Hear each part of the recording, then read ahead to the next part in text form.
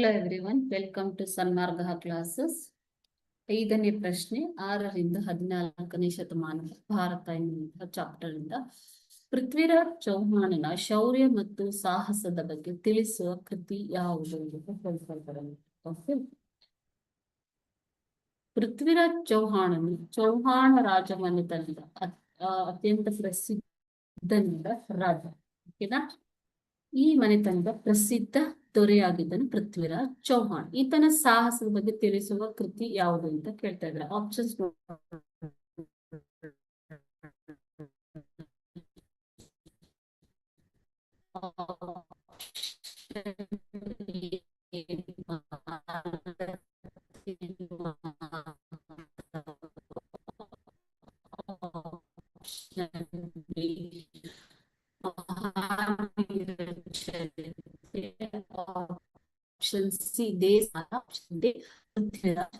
ಮೊಹಮ್ಮದ್ ಘೋರಿ ವಿರುದ್ಧ ಜಯಿಸಿದ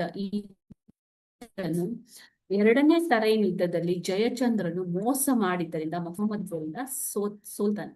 ಈತನ ರಾಜಧಾನಿಯಾಗಿದ್ದ ದೆಹಲಿಯು ಈ ಸೋಲಿನಿಂದ ಮೊಹಮ್ಮದ್ ಘೋರಿಯ ಪಾಲಾಯಿತು. ಪೃಥ್ವಿರಾಜನು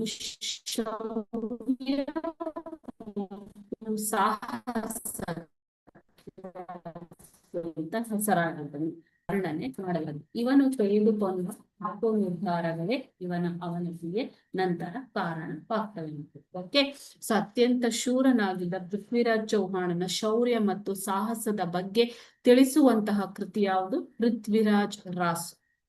thank you.